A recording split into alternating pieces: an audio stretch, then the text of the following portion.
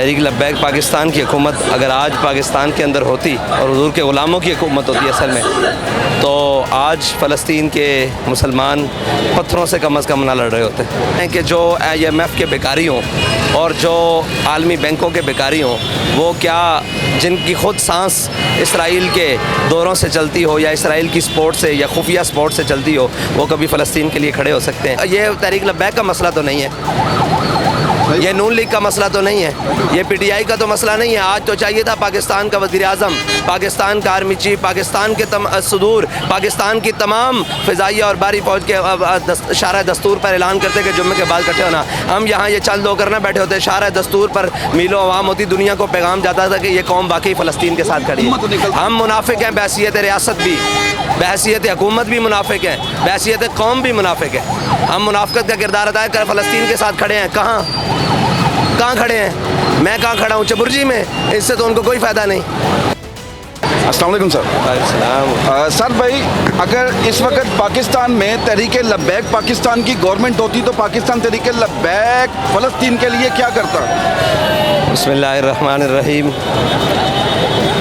تحریک لبیک پاکستان کی حکومت اگر آج پاکستان کے اندر ہوتی اور حضور کے غلاموں کی حکومت ہوتی اصل میں، تو آج فلسطین کے مسلمان پتھروں سے کم از کم نہ لڑ رہے ہوتے، پتھروں سے نہ لڑ رہے ہوتے، اور آج فلسطین کے مسلمان کم از کم بے یار و مددگار کسی کی بمبارڈمنٹ کا شکار نہ ہوتے، اور آج فلسطین کے مسلمان کسی کو پکار کر مسجد اقصیٰ میں یہ نہ توجہ دلاتے کہ امت مسلمہ تمہارا قبلہ اول ادھر، یہ کسی کو بتانے کی ضرورت نہ پڑتی۔ سر بھائی، ہم نے یہاں پر عالمی میڈیا کا بھی کردار دیکھا اور اپنی پاکستانی گورنمنٹ کا کردار بھی دیکھا۔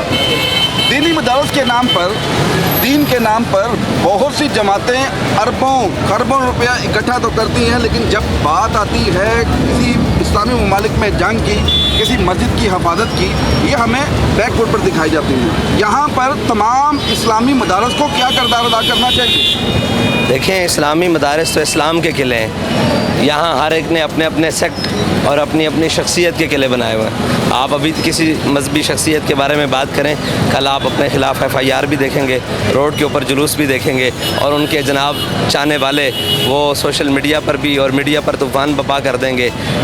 آپ کے پاس مثالیں موجود ہیں۔ اگر اسلام کے بارے میں بات ہوگی، قرآن کے بارے میں بات ہوگی، تو سب، علامہ اقبال نے کہا، سب اپنے بنائے ہوئے زندہ میں ہے محبوس، خاور کے ثابت ہوں یا افرنگ کے سیار، پیران کلیسا ہوں کہ شیخان حرم ہوں، نئے جدت گفتار نئے جدت کردار، نہ یہ کردار سے بھی خالی نہ گفتار سے بھی خالی۔ تو یہاں مسائل یہ ہیں کہ ہم سب نام لیوا تو اسلام کے ہیں، لیکن جب اسلام جان مانگے تو پھر ہم بھاگتے ہیں۔ تو اسلام کی بقا اور اسلام کی جو ترویج ہے اور اسلام کی نشاط ثانیہ، وہ ہم سناتے تو ہیں ممبر پر کھڑے ہو کر، پھٹے بھی توڑ دیتے ہیں کہ اسلام زندہ ہوتا ہے ہر کربلا کے بعد، لیکن ہر لیڈر بھاگا ہوتا ہے ہر کربلا کے بعد۔ ایسے یہ صاحب بھائی، ظاہر سی بات ہے پاکستان تحریک لبیک اب مذہبی جماعت تو نہیں رہی۔ ابھی ہم نے ریسنٹلی گیلپ کا سروے دیکھا، پاکستان تحریک انصاف کے بعد جو موسٹ فیوریٹ لیڈر تھے وہ صاحب آپ ہیں، پاکستان تحریک لبیک ہے، آپ ایک سیاسی جماعت بھی ہیں۔ اس وقت جو موجودہ پاکستان کی صورتحال ہے، آپ ڈالر کا ریٹ دیکھیں، پیٹرول کا ریٹ دیکھیں، اشیاء خود نوش آپ دیکھیں، آسمان سے باتیں کر رہے ہیں، اس پر کیا کہیں گے؟ پاکستان تحریک لبیک یا رسول اللہ پاکستان، یہ پاکستان کی نہیں، امت مسلمہ کی مذہبی اور سیاسی حقیقت ہے۔ اس سے کوئی روگردانی کرے یا کوئی چشم پوشی کرے یا گیلپ ہمیں آخری نمبر دے یا پہلا نمبر دے، یہ بات نہیں، یہ حقائق ہیں، اور انشاءاللہ یہ حقائق قوم کے سامنے ابھی تو ہم نہیں، اب تو لوگ بھی کہہ رہے ہیں کوئی اور نہیں، حضور کا دین آ رہا ہے۔ اور دوسری بات ہے شائع خورد و نوش اور یہ ساری معاملات، ہم نے تو پہلے کہا تھا کہ یہ سود پر ریاست نہیں چل سکتی۔ آپ مجھے بتائیں کہ جو IMF کے بیکاری ہوں اور جو عالمی بینکوں کے بیکاری ہوں، وہ کیا جن کی خود سانس اسرائیل کے دوروں سے چلتی ہو یا اسرائیل کی سپورٹ سے یا خفیہ سپورٹ سے چلتی ہو، وہ کبھی فلسطین کے لیے کھڑے ہو سکتے ہیں؟ ان کی اشیاء خورد و نوش کا تو رونا ہی نہیں ہے یار، ہم بھوکے تھے، ہمارے پاس کھانے کے لیے کچھ نہیں تھا، گٹلیاں تھیں، ہم نے 1000 بندے کو لٹا کر رکھ دیا تھا، یہ تو رولا ہی نہیں۔ اشیاء خورد و نوش سے مسلمان کبھی بھی طاقتور نہیں ہوا، نہ یہ کبھی برتری رہی ہے، عددی برتری، اشیاء خورد و نوش کی برتری، اسلحہ کی برتری اور تعداد کی برتری اور رسد کی برتری یہ کبھی بھی مسلمان کے پاس بدر سے لے کر آج تک نہیں رہی. ہاں ہم رہتے ہیں غیرت کی بنیاد پر, اور علامہ اقبال نے کہا قوت سلطان و امیر از لا الہ اور ہیبت مرد فقیر از لا الہ.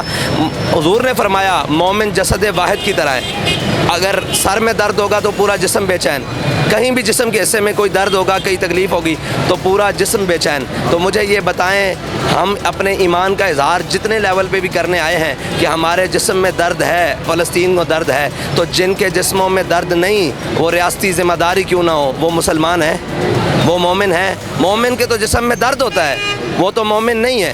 وہ ہم تو یہ بتانے کے لیے ہیں کہ ہمارے جسم میں درد ہے, فلسطین میں ہے, شام میں ہے, لبنان میں ہے, عراق میں ہے, کشمیر میں ہے, کہیں بھی درد ہے تو ہم بتانے کے لیے آ جاتے ہیں کہ ہمارے جسم میں درد ہے. لیکن یہ آج تو چاہیے یہ تھا, یہ قوم یہ تحریک لبیک کا مسئلہ تو نہیں ہے, یہ نون لیگ کا مسئلہ تو نہیں ہے, یہ پی ٹی آئی کا تو مسئلہ نہیں ہے. آج تو چاہیے تھا پاکستان کا وزیر اعظم, پاکستان کا آرمی چیف, پاکستان کے صدور, پاکستان کی تمام فضائیہ اور بحری فوج کے شارع دستور پر اعلان کرتے کہ جمعے کے بعد کٹھے ہونا. ہم یہاں یہ چل دو کرنا بیٹھے ہوتے, شارع دستور پر میلوں عوام ہوتی, دنیا کو پیغام جاتا تھا کہ یہ قوم واقعی فلسطین کے ساتھ کھڑی ہے. ہم منافق ہیں بحیثیت ریاست بھی, بحیثیت حکومت بھی منافق ہیں, بحیثیت قوم بھی منافق ہے.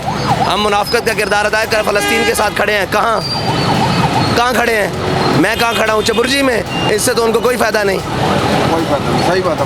بہت بڑی بات کی ساتھ صاحب آپ نے. آخر میں آپ سے میرا ایک سوال ہے, اس وقت پاکستان میں غریب کے بچے کا گلا دبانے کی کوشش کی جا رہی ہے, سرکاری اسکولوں کو پرائیویٹ کر کے وہاں پر فیسوں کو بڑھایا جا رہا ہے, اور کتنے ہی استاذہ ان کو پرائیویٹ یعنی کہ ان کی پینشن ختم ہو جائے گی, ان کو نوکریوں سے فارغ کر دیا جائے گا. ان کے لیے کیا کہیں گے؟ اگر تحریک لبیک پاکستان کی گورنمنٹ آتی ہے تو کیا اقدامات کرے گی, اور ابھی آپ کیا کہیں گے؟ دیکھیں, اساتذہ تو قوم کا اثاثہ ہوتے ہیں اور قوم کے معمار ہوتے ہیں. کل جس طرح قوم کے معماروں کے اوپر اور قوم کے رہنماؤں کے اوپر اور قوم کے اساتذہ کے اوپر لاٹھیاں برسائی گئی ہیں, اس سے تو یہ معلوم ہوتا ہے کہ انہیں کسی کی پرواہ نہیں, صرف اپنے تخت اور تاج پیارے.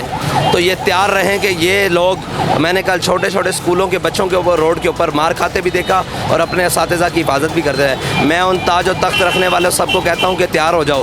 ان قریب یہ جس طرح اپنے اساتذہ کی حفاظت کے لیے نکلے ہیں نا, یہ تنگ اگر قوم نکل آئی ہے, یہ کہیں تمہارے تاج و تخت کو الٹ کے نہ رکھتے. جو پاکستان کے حالات ہیں اس وقت, وہ معاشی طور پر ہوں, وہ غریب کے ہوں, وہ کمزور کے ہوں, وہ یہ بتا رہے ہیں کہ اب ان کو اپنا قبلہ درست کرنا پڑے گا, ورنہ پاکستان میں لٹیروں کی اور ان بدماشوں کی, وہ چاہے پارٹی کے نام پر آئیں, وہ چاہے کسی کی گود میں بیٹھ کر آئیں, وہ کسی کے کندھوں پر سوار آگے ہو کر آئیں, وہ یا عبوری آئیں یا نگران آئیں, ان کی اب جگہ نہیں ہے. اب قوم کو ان کا حق چاہیے, اور وہ آپ کی بدماشوں اور عیاشیوں کو پال کر نہیں دے سکتی. سعد بھائی, اگر استاذہ اور یہ طالب علم تحریک لبیک پاکستان سے مدد مانگتی ہے تو کیا آپ مدد کے لیے باہر سڑکوں پہ ان کے ساتھ کھڑے ہوں گے؟ اور ہم نے تو ان کی بن مانگے مدد کی. آج سارے اساتذہ کورٹ میں پیش ہوئے تھے, ہمارے وکلاء پیش ہوئے تھے اور ان کے پرچے خارج کرائے ہیں. ہم تو بن مانگے, ہم یہ نہیں دیکھتے کہ سامنے مانگنے والا جب چیخے گا کہ میری مدد کو آؤ, تو تب میں نے آپ کو پہلے کہا کہ اگر پاکستان کی حکومت ہوگی تو فلسطینیوں کو مدد کے لیے پکارنا نہ پڑتا. ہم پکار سے پہلے پہنچنے والے. چلیں, اگر پاکستان تحریک لبیک کی گورنمنٹ آتی ہے تو یہاں پر حالات چینج ہوں گے. اسی کے ساتھ اپنے میزبان کامران چودھری کو اجازت دیں. اللہ حافظ.